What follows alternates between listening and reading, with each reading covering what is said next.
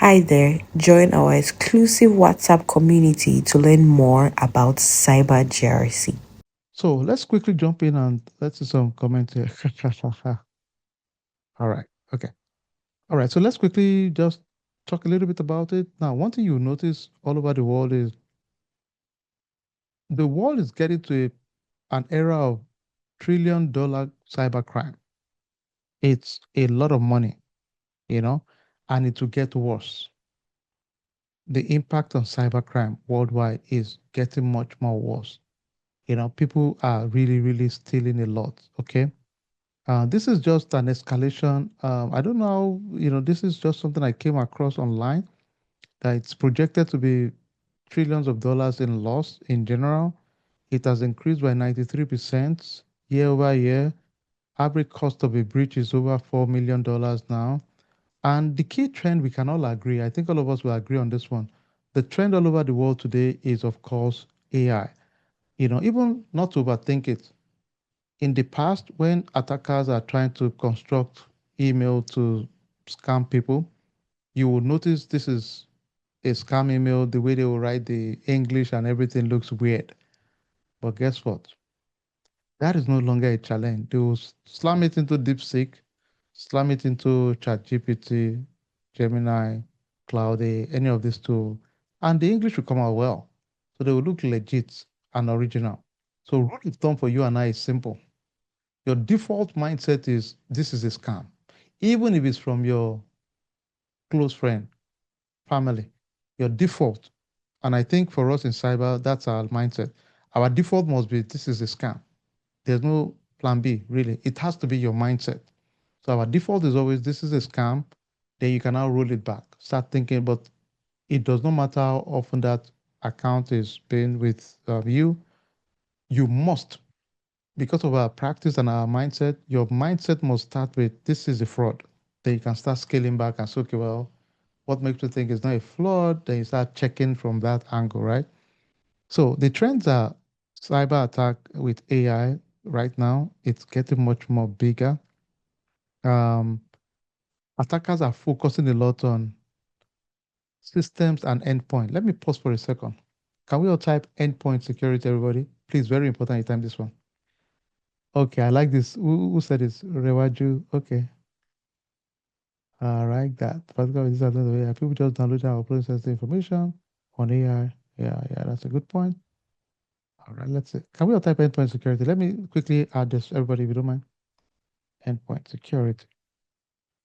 So anytime you hear the word endpoint, ladies and gentlemen, do me a favor. Can we all type mobile phone, laptop, desktop? Can we all type that real quick?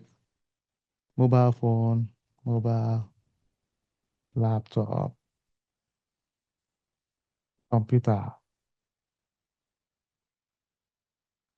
Those are your endpoint devices.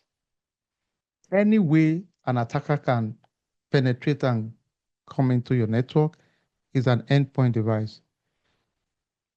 That could be your laptop, desktop, mobile devices, any device you have that an attacker can compromise is your endpoint security at the end of the day. Now, it means for your endpoint security, we have to, let me ask you, all, let's think together. If I ask you what kind of security can we put in our endpoint security, tell me, what comes to your mind? Let's go. If I ask you, okay, now that we know that endpoint security I like that password. Maria, you're awesome. You guys are awesome. Maria, Jonah, awesome password. Matthias, awesome. Veronique, Clinton, awesome. You guys are awesome. Okay, you hit the nail. Because think about it. What are the ways I can protect myself if an attacker comes? Most of the time with us in endpoint, definitely we have to input some kind of antivirus. Sometimes you might hear us use the word intrusion detection system, intrusion prevention system. Can we all type that together, everybody, if you don't mind? IDS, IPS, everybody, if you don't mind. IDS/IPS. Don't overthink it. One is saying intrusion detection. I'm detecting an intrusion. It's not hard, right? The second one says intrusion prevention, meaning before I prevent, Naturally, I have to detect, right? So I detect, then I prevent. Prevention means at times I'll quarantine that particular file, or I can do like an auto segmentation to kind of just make sure I'm secured. Whatever it is, and the system is designed to do, is just going to prevent an attacker from coming to my network at the end of the day. And there are so many tools out there. So you might hear the word IDS, IPS, do overthink it. These are tools out there. Intrusion detection system, detecting an intrusion. Intrusion prevention system. Okay, I like that. Somebody said CrowdStrike. CrowdStrike is a good example of most of those tools. You'll be surprised they have their own version. Everybody always come up with something just to sell. Nexus is really good, especially around vulnerability scanning.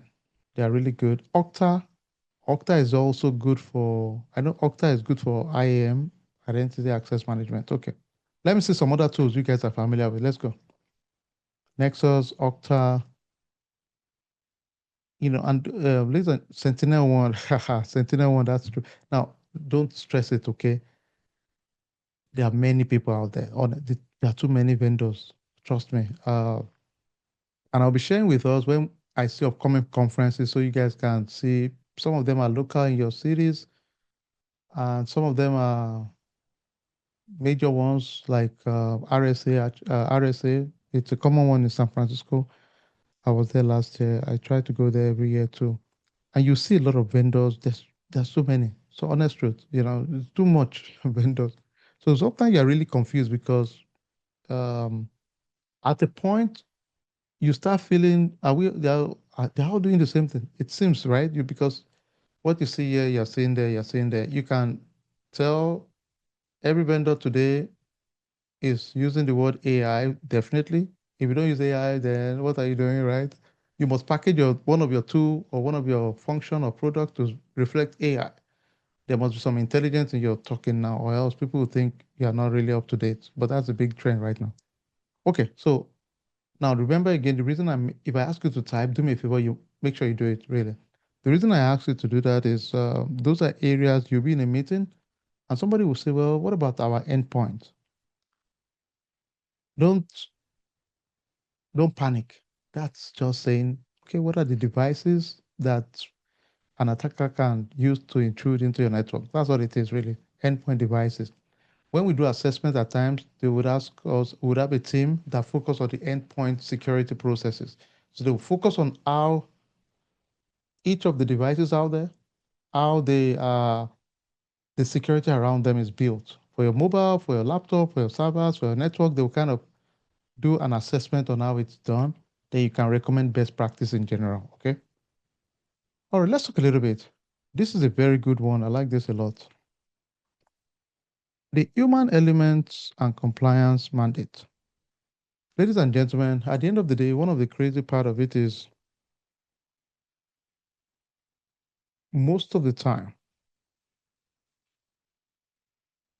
a big percentage of data breaches always involve human elements. As a matter of fact, 74%, you know, as of 2024. Think about it for a second. So if somebody is telling you that training and awareness is a big deal, you can understand why it is a big deal.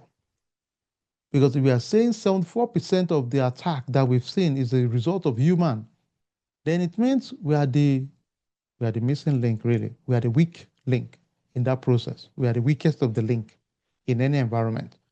Because think about it, most of the attack I've seen is because somebody clicked an innocent email, they clicked an attachment, and that was it. Yeah. So it's a big deal, really. So I think for all of us, there's a reason we have all those regulations, where we have best practices. It's because of we are the weakest link in the process. Okay. So just take note of that. Okay, you can understand why. Look at this example.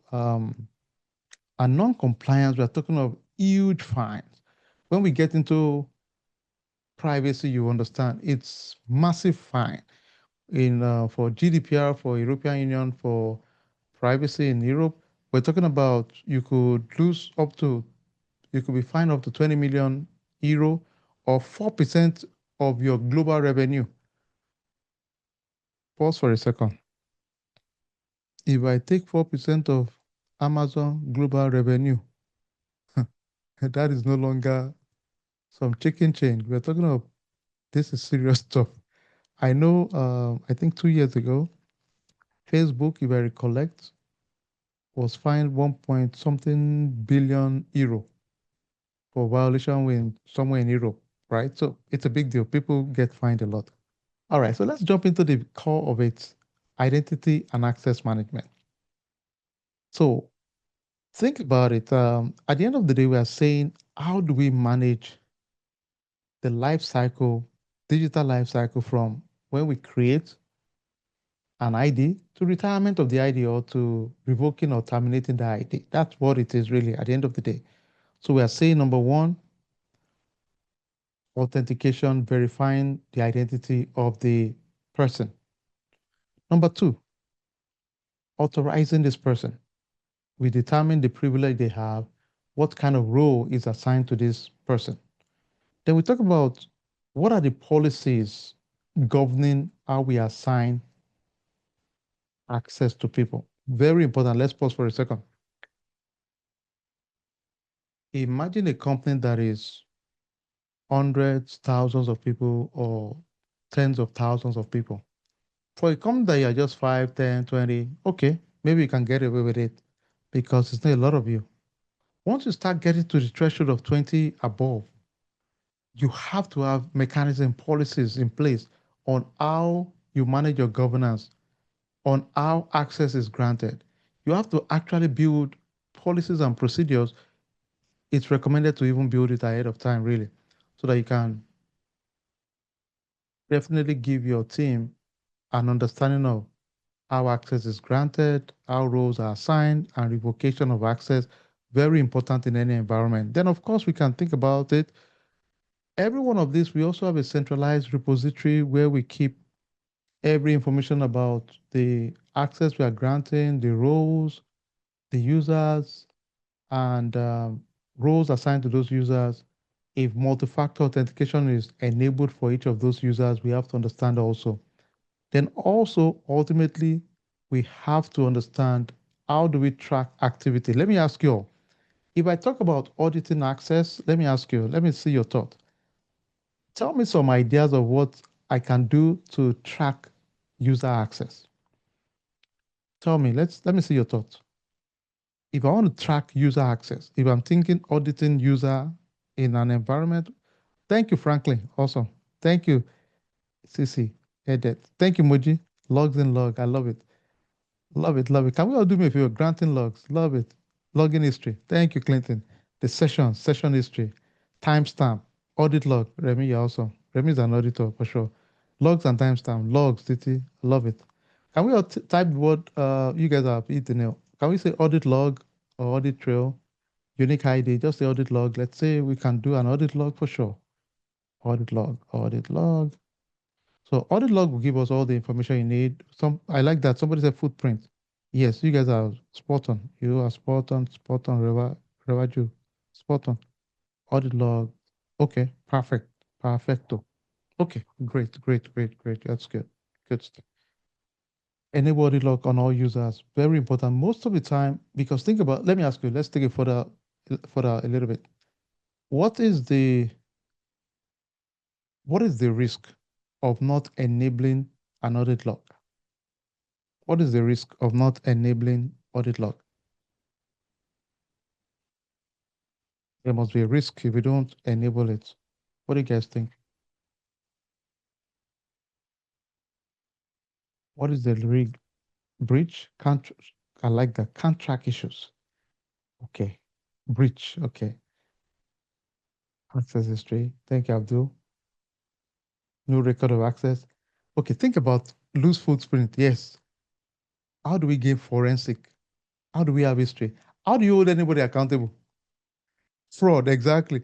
How do you know? Okay, if somebody says, well, yeah, it wasn't me. Okay. And the court says, okay, do we have a log and evidence? And you say, well, we don't have anything. There's no log. Then how do you say the person stole money? There was nothing, no forensic, nothing. It's like turning, Clinton, you also, Clinton says like turning off the security camera. Exactly. That's the same thing. I mean, seriously. If, as a matter of fact, one of the things we track, if you're doing any research with the government and it's under the Food and Drug Administration, for example, when we do an assessment of the technology, you must show that it has audit log. You can't use the tool that doesn't have audit log. It's not possible. Nobody's going to take you serious. It's not possible because how do you tell me you have a tool, but oh, well, by the way, we don't have a way to track users? Seriously? That's not going to fly. No way. No way. That's not even, it's not possible right now. Any tool that does not track anything, then I think it's a joke. There's nothing, you're not even, you didn't build nothing. It's a scam, I think, so you're spot on. That's the main reason, forensic, audit log, history, footprints, all of those are the key reason we enabled auditing and tracking. Okay. Hi there, join our exclusive WhatsApp community to learn more about cyber GRC.